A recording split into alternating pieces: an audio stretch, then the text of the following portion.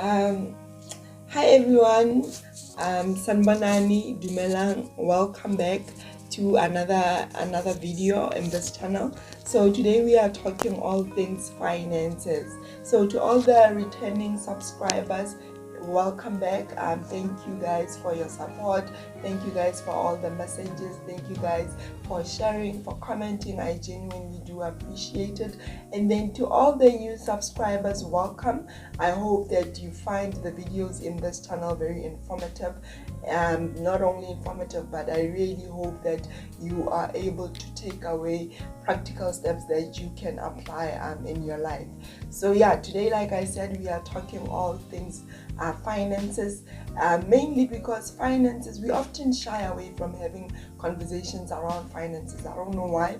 I am yet to learn why we shy away from having conversations around finances. I genuinely don't understand why. People are comfortable with talking about their relationships. People are comfortable with talking about their assets. People are comfortable with talking about their families, but no one is really comfortable with having discussions around finances.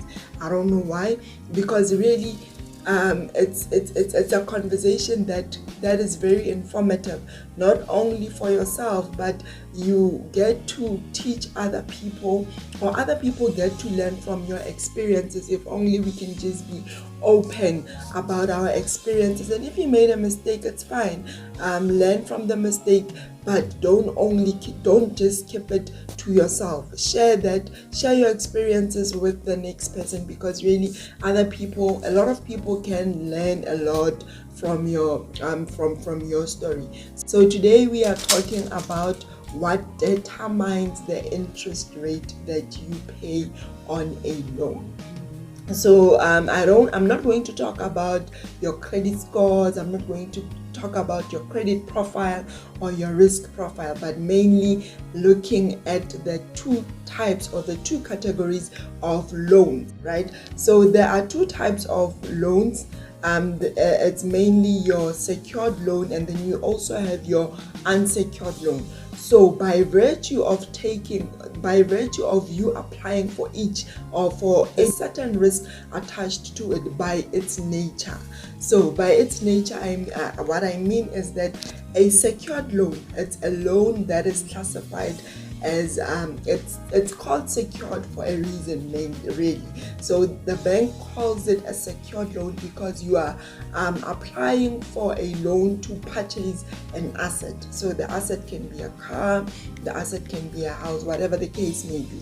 So the bank will classify it as a secured loan because in an event that you default, or in an event that you are unable to honor your debt obligation, the bank can repossess the asset that you purchased and then resell it, so that they can recover the amount of money that they have borrowed you. So they call it a secured loan for that reason. But secured loans are classified as the safest option of borrowing because of two things. So it is safer for both the borrower, which is you, and it is safer for the lender, which is the bank. So it is safer for the lender because the lender can always, in an event that you default, like I said, the bank can always repossess the asset that you bought and then resell it, and then be able to recover the amount that they have borrowed you. And then it is safer for you as a borrower because of its nature. The risk attached to it are slightly lower compared to your unsecured loan, meaning that the interest rate that you will pay on an unsecured loan, the interest rate that you will pay on an unsecured loan are far higher than the interest rate that you will pay on a secured loan. So a secured loan, because of its risk, the interest rate that you pay is slightly lower compared to your unsecured loan. So with your secured loan, there are pros and cons, right? So there are advantages and there are also disadvantages. So it is very important for us that when we get into the space of considering borrowing, we understand the type of debt that we go into, because understanding the advantages and disadvantages allows you to make a more informed decision. I wish that I would have known some of the information information that I know now back then when I start, because I would have avoided most of the mistakes that I made. But we learn through our experiences, and not only through our experiences, but we also learn through other people's experiences. So that's why I wanted us to have this conversation about secured and unsecured loans, so that the next person does not make the same mistakes that I made.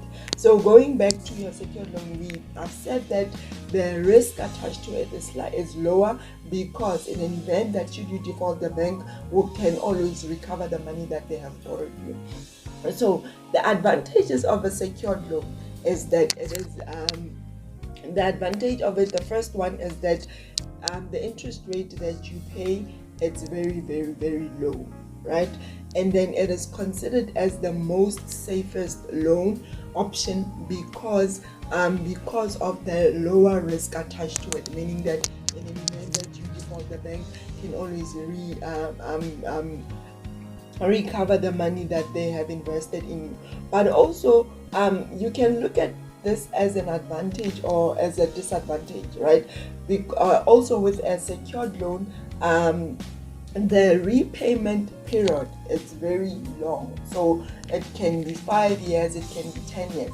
So because of this long repayment period, it means even the monthly repayments that you will be making will be slightly lower compared to the monthly repayments that you will be making if you take an unsecured loan. So if it's low, if it's over a lengthier period of time, you can either double your installments, but it also gives you flexibility, because when you have flexibility, so it gives you flexibility in a sense that you can, if you have disposable income that is remaining after paying all your expenses, then you can double the amount of money that you are paying as part of your repayment, so that you can also reduce the interest rates that you are ultimately liable for. And so the first advantage is that it has the interest rate that you pay. It's very low.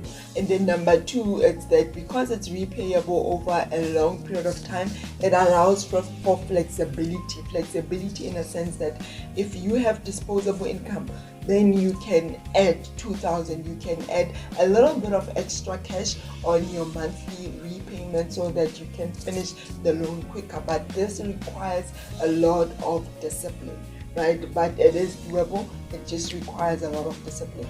And then the third advantage is that with secured loans, you can always restructure it. I've seen a lot of people restructuring their loans. I will discuss this in the next video. What does it mean to restructure your debt, and what are the advantages and disadvantages of it? But yeah, with a secured loan, you can always restructure it too. Restructuring, it means you are changing the terms of your loan. If you were supposed to pay it off over the next 20 years, you can restructure it, maybe to increase the repayment terms, so that maybe even the amount of money that you should be paying on a monthly basis is slightly lesser, and then you can prioritize other things. So those are the advantages of a secured loan. And then the disadvantages, so the first one is that because of its nature, it is called secured for a reason. So because of its nature, in an event that you lose your job, or in an event, luckily now we have insurances, right? But in an event that you are unable to honor your financial obligations, that car, that house will be repossessed, and you will not be repaid the amount of money that you were paying for the past 10 years. So it basically means that over the past 10 years, you were just like someone who was renting, basically, because you would have nothing to show for it once it is repossessed. Even with your car, if your car is repossessed 4 years into your repayment period, right, and you're only left with 1 year, you're not going to be repaid that amount of the money that you were paying for the past 4 years. Doesn't work like that. It means that when it is repossessed, you will have nothing to show for it. And I think that is the greatest disadvantage. And I think maybe that is why a lot of people shy away so much from secured loans, mainly because of that. And I've seen a lot of people preferring to buy cars on an unsecured loan. I've seen them, and it is shocking. I've seen other people. It's just that with an unsecured loan, there is only you only qualify for a certain amount of money, so you don't get a large sum of money because of the risk attached to it. But yeah, if people, I know other people do buy houses that are very cheap, like your RDPs or your one bedroom, but I know that other people prefer to buy properties or assets with an unsecured loan, mainly because of this reality that should things go south, it will be repossessed and you will not be repaid. You will not be reimbursed for all those years that you were paying, right? And that is the biggest disadvantage of it. And then the second disadvantage is the repayment period, which is, so for bonds it will be like 20 years, but yeah, I think it's 20 years or less or more, but 20 years is quite a long time. It honestly is a very long period of time. So because of this long period of time, after 20 years later, after repaying the debt, really, you are already, there isn't much you can do. And not much you can do with the property, but from your side, by, let's say I buy a house when I'm 30 and then I finish paying it after 20 years, then I'll be 50. Yeah, so I think that is the other disadvantage. It's that the repayment terms are very long, and sometimes, like I said, you can be very disciplined and add a little bit more cash to your monthly repayment than what is expected from you, which is the minimum. So you can add a little bit of 500 and it goes a long way. So I think in my next video I'll just do a video of what happens when you add 200 rands to your loan repayment, what happens when you add an extra 500 rands to your minimum loan repayment. But yeah, a lot of people aren't disciplined enough to make those extra amount of money to add those extra amount of money to their monthly repayments. People just pay the minimum, and the disadvantage of paying the minimum, it means you will finish the loan over the estimated period of time, which will be 20 years, which is a very, very, very, very long, which is a very long time. And then yeah, so that those are the disadvantages of a secured loan. So now getting into an unsecured loan. So an unsecured loan, like the word suggests, unsecured. So with an unsecured loan, there is no asset attached to the loan. So you are basically going to the bank and borrowing money to do whatever it is you want to do with the money. It does not tell you what to do with the money. You go and you borrow and you use the money for whatever reasons that you want to use it for.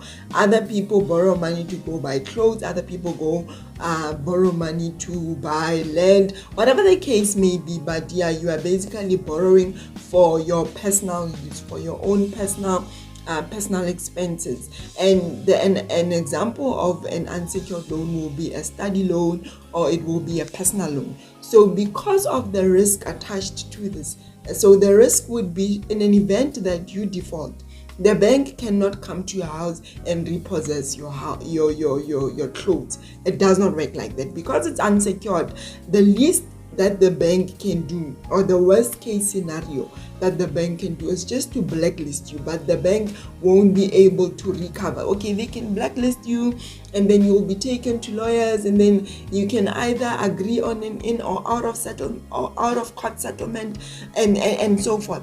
But the bank, with an unsecured loan, the bank cannot. In an event that you default, the bank is likely the party to lose more, right, in the agreement. So what they do is they charge a higher interest rate because they want to recover from you as much as they want to.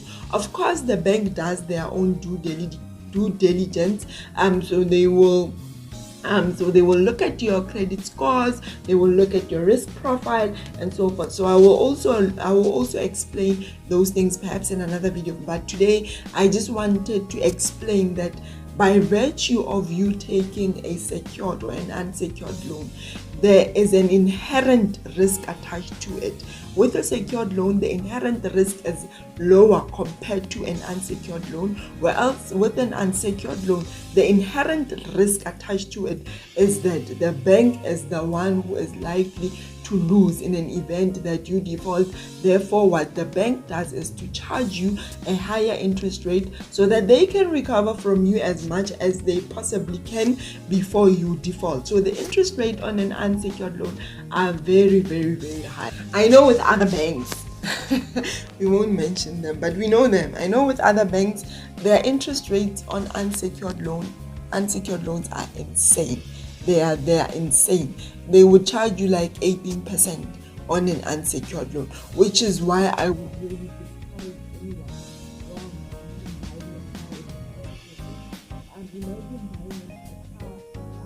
with an unsecured loan charged at an interest rate of 18%, or else you can. So the advantages is that the repayment terms are very short, because the bank wants to recover from you as much as they can and as soon as they can, right? So the repayment terms are slightly lower compared to your secured loan. So they would probably borrow you that money over the next 5 years, over the next 2 years, over the next 3 years, and so forth. The advantage is that you can repay it quicker. And then the other advantage is that there's flexibility in a sense that you are not restricted to say that we are giving you this money to buy a car, we are giving you this money to buy a house. With an unsecured loan, it is easy for you to take that money and invest it in something that can grow that money. Yeah, so you can basically use that money in whichever way that you deem fit, that will be able to grow in the near future. And those are the advantages. With this flexibility, you can use the money for whatever reasons that you see. And then the disadvantages of an unsecured loan, the first one is that the interest rate that you get to pay, it's insane. It's very high. It's really, really very high. It's high. The cost of borrowing is very expensive when it comes to unsecured loan. And then the other disadvantage is for people who go and borrow to invest, it requires a lot of discipline. And because with an unsecured loan, it's not attached to an asset, it is easy for us to end up borrowing for things that we don't need. It is easy for us to borrow for things that are wants and not needs. It is easy for us to borrow for clothes. It is easy for us to borrow for shoes, for bags, for vacations and whatnot. So for me, that is the biggest disadvantage of it, that you can just borrow for anything and everything. Sometimes that won't make financial sense. Yeah. So yeah, guys, that is my 2 cents on secured versus unsecured. I think my point of departure is that know which type of loan that you are applying for and know why. When you know your why, it is easier for you to understand or to make a clear decision in terms of which type of loan to go for. So yeah, I hope this video was very informative. This is just my 2 cents and what I've read and what I've gathered on secured versus unsecured loans. Let me know if you would like me to do a video on what determines the interest rate that you pay as an individual. Yeah, and let me know if you would like me to talk about debt restructuring, what are the advantages, what are the disadvantages. And yeah, more than anything, let me know if you have enjoyed this video, if you would like to see me doing more videos on this topic. And yeah, I hope you enjoyed it. I hope it was informative. So let's engage. Don't forget to subscribe. It's really free, guys. It's very free. You don't pay anything to subscribe, and don't forget to like if you enjoyed this video. Until we meet again, bye.